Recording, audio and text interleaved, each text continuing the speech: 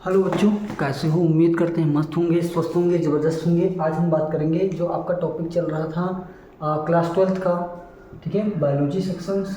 तो पहला अध्याय आपका शुरू होगा, ठीक है।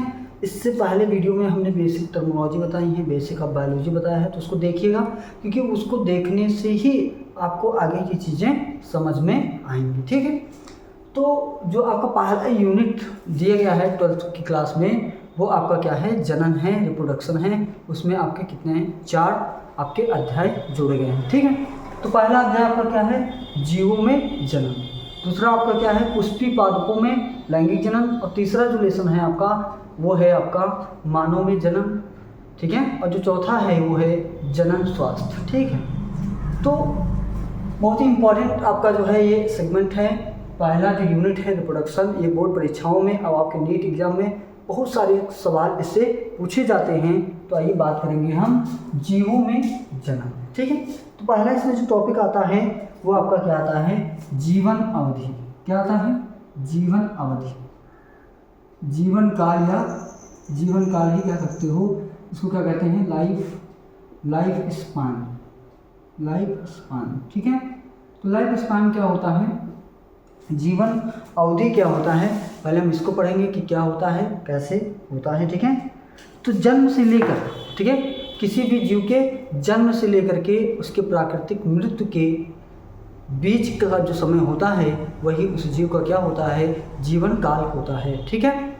मतलब कोई भी जीव जन्म लेता है, ठीक है, फिर बाल्यावस्था आती है, फिर वयस्सावस्था आता है। वयस्सावस्था में क्या करता है? जनन करता है। इसके बाद में वृद्धावस्था आती है, और वृद्धावस्था आने के बाद में उसका क्या हो जाता है? मृत्यु हो जाता है। आप ये कह सकते हो कि एक व्यक्ति का जैसे ही जन्म हुआ है, वो क्या है? मृत्यु की ओर अग्रसर होने लगता है, ठीक है।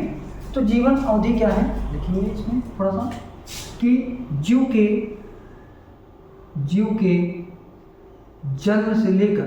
जन्म से लेकर उसकी प्राकृतिक मृत्यु, उसकी प्राकृतिक मृत्यु के बीच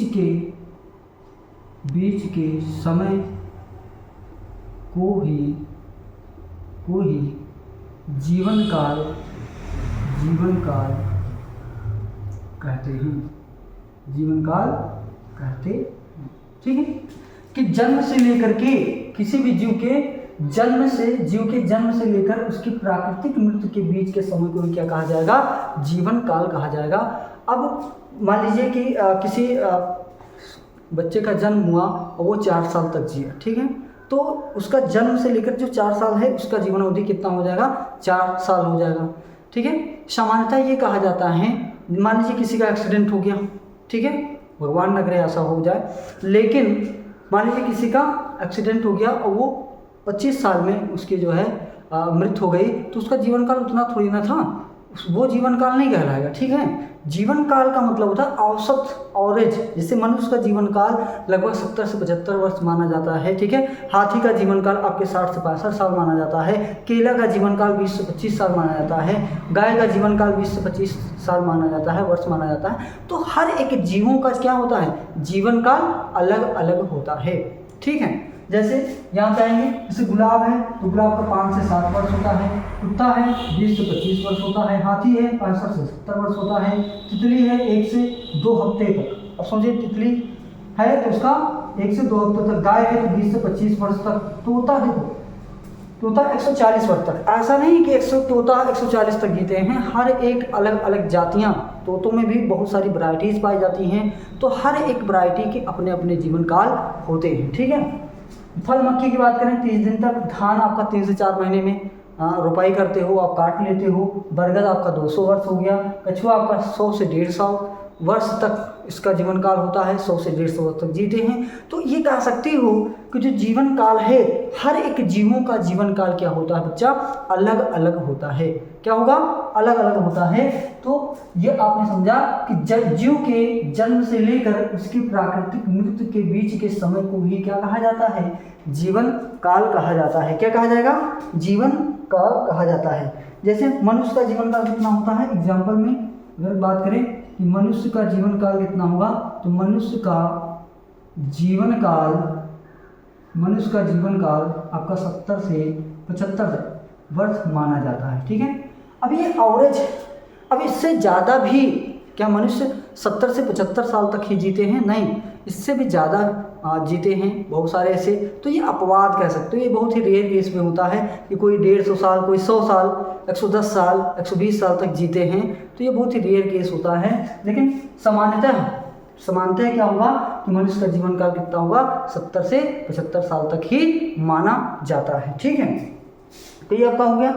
तो किसी भी इसमें क्या हो जाएगा, तो जीवन काल आपने देखा हर एक स्पीशीज का जीवन काल क्या होगा, अलग अलग होता है। ठीक है, अब मान लीजिए गुलाब है, तो गुलाब में भी बहुत सारी वैरायटीज़ हैं और हर एक वैरायटी के अपने अपने जीवन काल होते हैं। ठीक है, तो ये टॉपिक आपको समझ में ज़रूर आया होगा।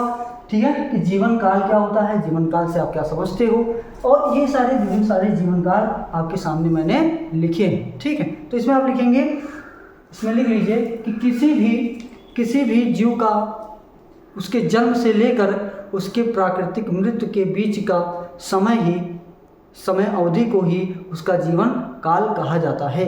जैसे मनुष्य का जीवन काल 70 से 75 वर्ष होता है। ठीक है, प्रत्येक जीव का जीवन काल क्या होगा, अलग अलग होता है। तो आगे इसमें लिखेंगे कि प्रत्येक जीव का जीवन काल अलग अलग होता है। जैसे मनुष्य क्या है, एक जीव है जिसका जीवन काल 70 से 75 वर्ष माना जाता है। ठीक है, इसी प्रकार अलग अलग जीवों का क्या होगा, जीवन काल अलग अलग होता है। तो आगे लिखेंगे, इसी प्रकार अलग अलग जीवों का जीवन काल अलग अलग होता है, और जिसके जो निम्नलिखित हैं, फिर आप इसको बना लेंगे, इसको ये जो है चार्ट आप क्या करेंगे, बना लेंगे यहाँ पे। ठीक है, तो इसमें कोई डाउट हो तो आप कमेंट बॉक्स में आप बता सकते हो। ठीक है, हम आगे बढ़ते हैं कि भैया जनन क्या होता है, जनन। तो आज ये पढ़ा जाएगा जनन क्या होता है। ठीक है,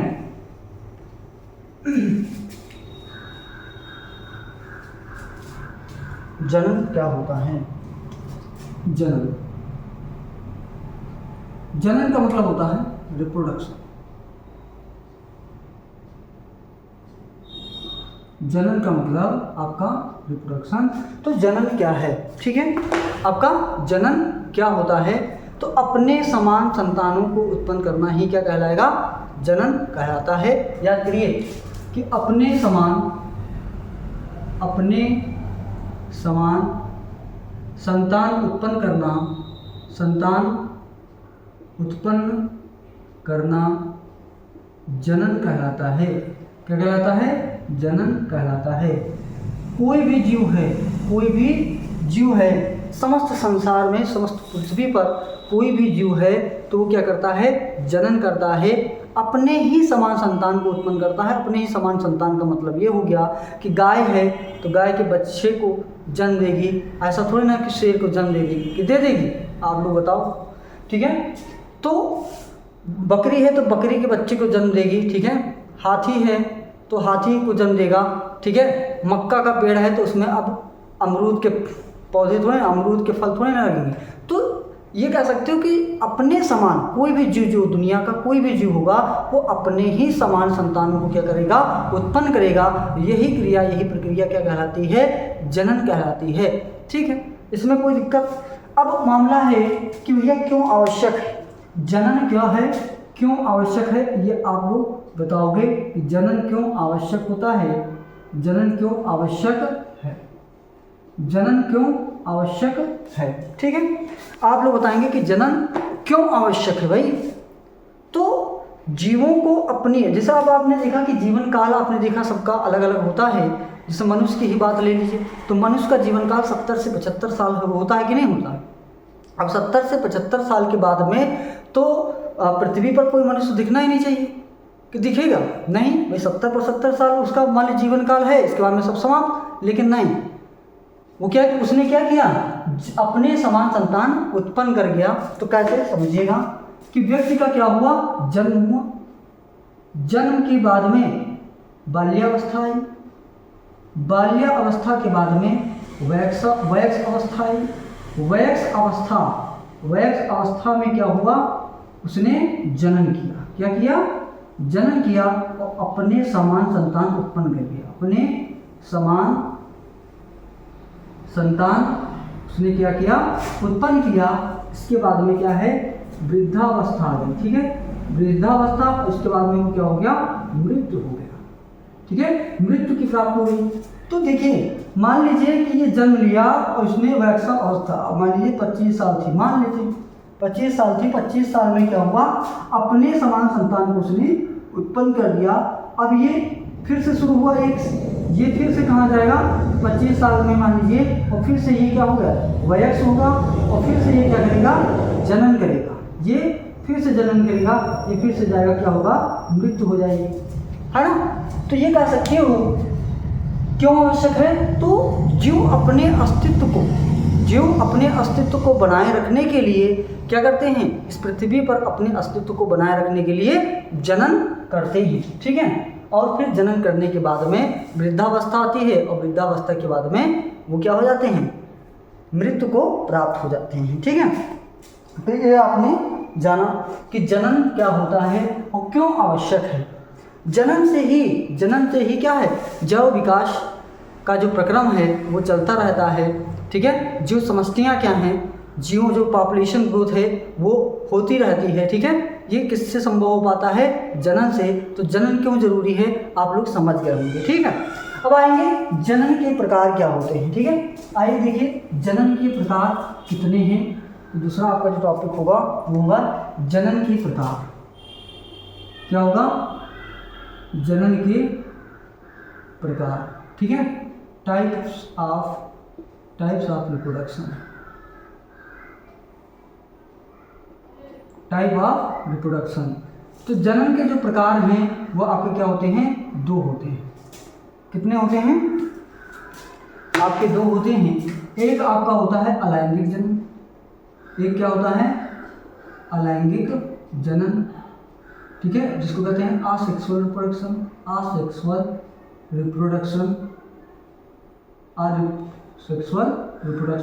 और एक होता है, ये आपका पहला हो गया, ये आपका दूसरा क्या है? लैंगिक जनन। ठीक है, इसको कहते हैं सेक्सुअल रिप्रोडक्शन। ठीक है, तो ये आपका हो गया। अब ये अलैंगिक जनन क्या है? ठीक है, अलैंगिक जनन आपका क्या होता है?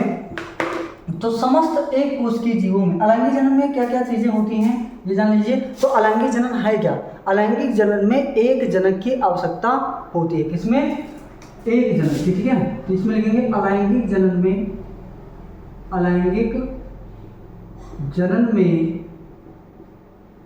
केवल एक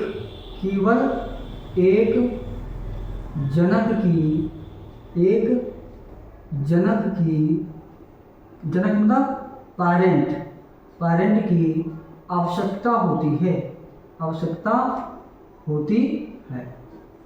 ठीक है, अलैंगिक जनन में क्या होगा? अलैंगिक जनन में केवल एक ही जनक जनन प्रक्रिया में भाग लेता है। इस प्रकार के जनन को अलैंगिक जनन कहते हैं। ठीक है, अलैंगिक जनन कहते हैं। दूसरा इंपॉर्टेंट पॉइंट आपका क्या होगा कि अलैंगिक जनन में लैंगिक अंगों की आवश्यकता नहीं होती। जैसे लैंगिक जो आपके जो लैंगिक जनन होगा उसमें लैंगिक अंग आपके जैसे नर में आपके वृषण होंगे और मादा में आपके अंडाशय की आवश्यकता होती है। ये सब लैंगिक अंग हैं, लेकिन अलैंगिक जनन में किसी भी लैंगिक अंगों की आवश्यकता नहीं होती है। ठीक है, तो ये बात लिख सकते हैं कि अलैंगिक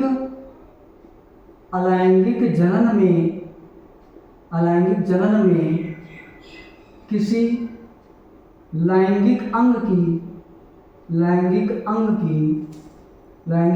की आवश्यकता नहीं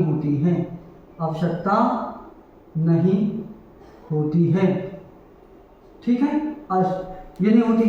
अब इसके एग्जाम्पल्स क्या हो जाएंगे भाई? अलैंगिक जनन जो है इसमें किसी भी लैंगिक अंग की आवश्यकता नहीं होती है, ना तो इसमें वृषण चाहिए, ना तो इसमें अंडाशय चाहिए, किसी की आवश्यकता नहीं होती। सिर्फ एक ही जनक जनन प्रक्रिया में क्या करता है, भाग लेता है। अर्थात ये कह सकते हो कि अलैंगिक जनन में एक ही जनक क्या होता है, सर्वोपरि होता है। ठीक, अभी किसमें होता है तो आपने पढ़ा है अपनी जगत, मोनेरा जगत जो है सभी एक कोशिकीय जीवों में, सभी एक कोशिकीय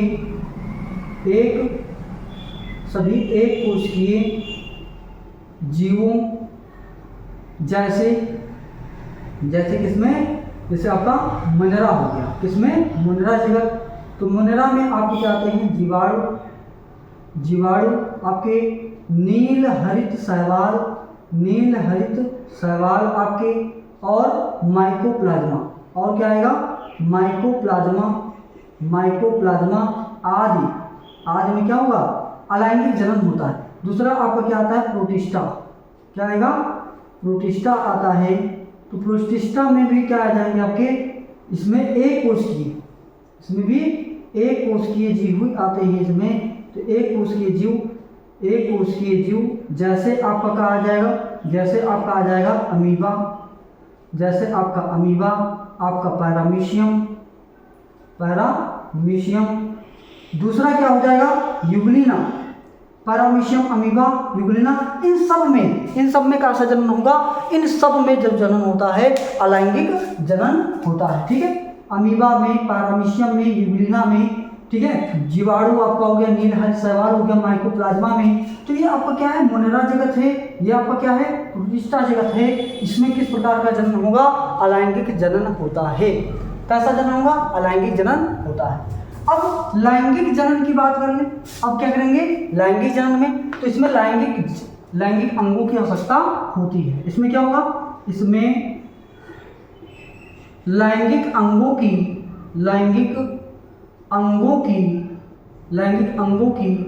आवश्यकता होती है।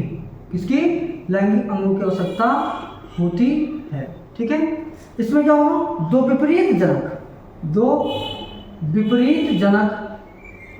विपरीत जनक, ठीक है, नर व मादा, विपरीत जनक नर व मादा जनन प्रक्रिया में क्या करते हैं, पार्टिसिपेट करते हैं, प्रक्रिया में भाग लेते हैं। किसमें, आपके लैंगिक जनन में। ठीक है, अब ये भी कह सकते हो कि अलैंगिक जनन में कोई भी विविधता उत्पन्न नहीं होती है, जबकि इसमें क्या है, विभिन्नताएं उत्पन्न होती हैं। कैसे, देखिएगा।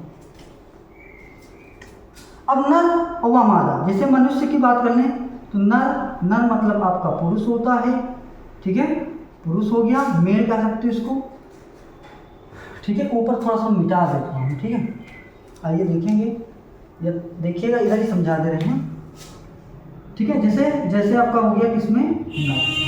तो नर का मतलब होता है आपका पुरुष का मतलब मेल। ठीक है, अब मान लीजिए जो मादा है, मादा मतलब स्त्री मतलब फीमेल। ठीक है, तो इसमें आपके नर में क्या होता है, वृषण, क्या होता है, वृषण। और इसमें क्या होता है, अंडाशय, क्या होता है, अंडाशय।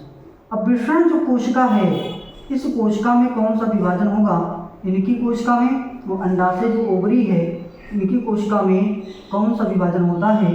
तो मान लीजिए इसमें क्या हुआ, अर्धसूत्री विभाजन होता है। कैसा, अर्धसूत्री विभाजन। अब अर्धसूत्री इसमें होगा और इसमें कौन सा होगा, अर्धसूत्री विभाजन होगा। ठीक है, अर्धसूत्री विभाजन। अब अर्धसूत्री विभाजन, इसके प्रीवियस वाली वीडियो में मैंने बताया है कि अर्धसूत्री विभाजन के फलस्वरूप, ठीक है, एक कोशिका 4 कोशिकाओं में विभाजित हो जाती है। ठीक है, अब आप जानते हैं कि इनमें कितने गुणसूत्र होते हैं, 46 गुणसूत्र इसमें होंगे और इसमें भी कितने होंगे, 46 गुणसूत्र होंगे। अब जब 46 अर्धसूत्री विभाजन हुआ तो 4 आपके क्या बनेंगे, 4 आपकी कोशिकाएं इसमें बनेंगी। एक आपका 23, ये भी 23 में टूटेंगी। अर्धसूत्री का मतलब आधे गुणसूत्रों में क्या हो जाते हैं, विभाजित हो जाते हैं। इसमें भी क्या होगा, 4 आपके गुणसूत्र बनेंगे, सॉरी गुणसूत्र नहीं, युग्मक बनेंगे। ठीक है, 23 और 23 और 23 में। ठीक है, अब अर्धसूत्री विभाजन में कि जब ये अर्धसूत्री विभाजन के फलस्वरूप जब ये गुमक बन गए तो इनको क्या कहेंगे, ये हो गए आपके नर युग्मक। क्या हो गए, नर युग्मक। मेल गैमेट इसको कहेंगे, और ये आपके क्या हो गए मादा युग्मक, मादा युग्मक। तो नर युग्मक व मादा युग्मक जब आपस में क्या होते हैं, मिलते हैं, ठीक है, ड्यूरिंग द सेक्सुअल इंटरकॉर्ड, इनको कहते हैं ड्यूरिंग द सेक्सुअल इंटरकॉर्ड, तब ये आपका क्या होगा 46 इसका और 46 इसका, ये क्या होंगे, इनको आगुणित होते हैं तो n से दिखाते हैं, इनको भी n से, तो आपका क्या होगा द्विगुणित संरचना, अर्थात 46 गुणसूत्र इसमें क्या होंगे बनेंगे, ठीक है। तो 46 गुणसूत्र के फलस्वरूप ये क्या होगा, युग्मनज का निर्माण होता है, जाइगोट बन जाता है, क्या बन जाता है, जाइगोट का निर्माण होता है, और ये जाइगोट आपके क्या होंगे, जाइगोट।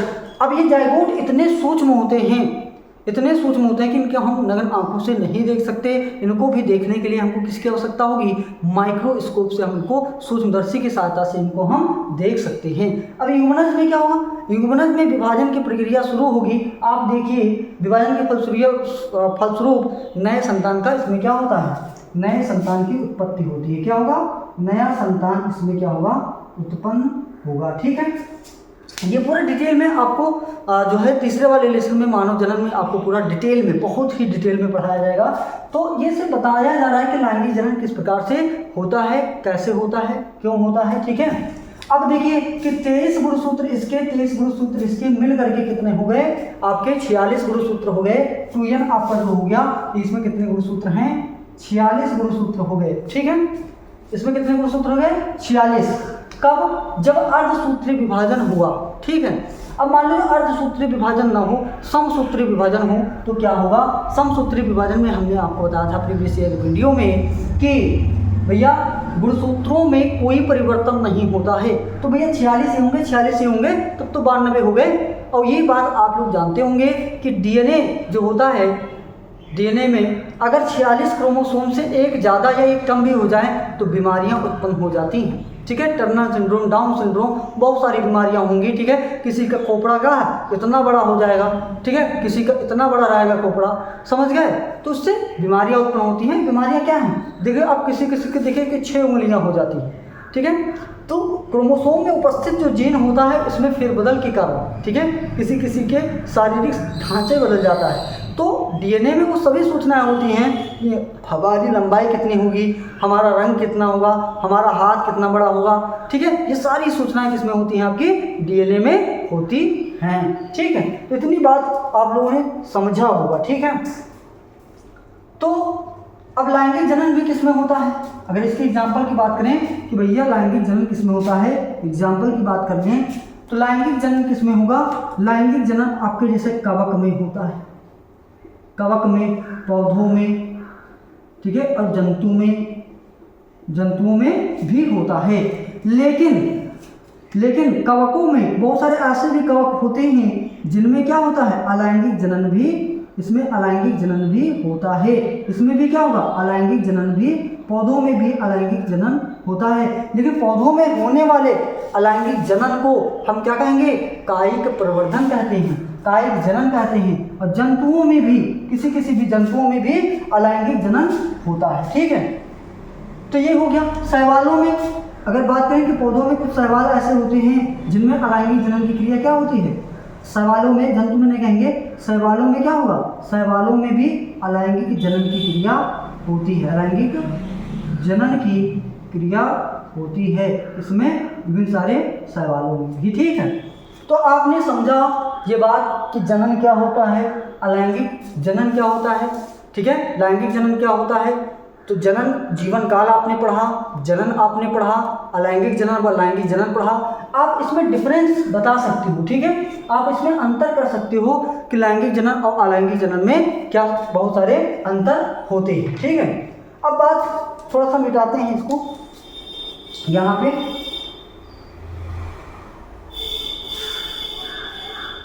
देखिएगा, जैसे अमीबा, अलैंगिक जनन को सिंपल सी भाषा में आप यहाँ से समझ सकते हो कि मान लीजिए कोई अमीबा है, मान लीजिए क्या है, कोई अमीबा है, ये मान लीजिए आपका अमीबा हो गया, ठीक है, इसका केंद्रक होता है यहाँ पे, ठीक है, इसका केंद्रक होता है, ठीक। तो अमीबा में क्या होगा कि इसमें अलैंगिक जनन कैसे होता है, ठीक है। तो इसका जो केंद्रक होता है वो विभाजित होकर के एक केंद्रक इसमें आ जाएगा, एक केंद्रक इसमें हो जाएगा, और यहाँ से ये क्या हो जाएंगे, विभाजित हो जाते हैं, ठीक है। और ये एक नया अमीबा बना लेगा, और ये एक नया अमीबा बना लेगा, ठीक है, बना लेगा ये, ठीक। तो जो इनका अनुवांशिक पदार्थ है, इनका अनुवांशिक पदार्थ जो डीएनए है, ठीक है, वही डीएनए इसमें आया, वही डीएनए आपका इसमें आया, और वही डीएनए जो है कॉपी होकर के इसमें आया, वही डीएनए आपका कॉपी होकर के इसमें आया। तो इसको क्या कहेंगे, पैरेंट सेल कहते हैं। क्या कहेंगे, पैरेंट सेल, जनक कोशिका कहते हैं, जनक कोशिका। तो अब देखिए कि एक ही जनक था, अलैंगिक जनन में क्या है, अमीबा एग्जाम्पल, तो उसमें एक ही जनक दो नए कोशिकाओं का, दो नए जीवों का निर्माण कर लेता है। इनको हम कहते हैं, इनको हम डॉटर सेल कहते हैं। क्या कहते हैं, डॉटर सेल या पुत्री कोशिका कहते हैं। क्या कहेंगे, पुत्री कोशिका, इसे हम पुत्री कोशिका कहते हैं। अब चूंकि देखिए एक ही जनक का जो डीएनए है ये इसमें आ जाता है और इसमें भी आ गया, तो जो सूचनाएं होंगी डीएनए में वो एक जैसे ही तो होंगी, एक ही जैसे होंगी। तो इस प्रकार की जो संतानें होती हैं इनको हम क्या कहते हैं, इस प्रकार उत्पन्न जो संतानें हैं या अलैंगिक जनन से उत्पन्न संतानों को हम क्या कहते हैं, क्लोन कहते हैं भैया।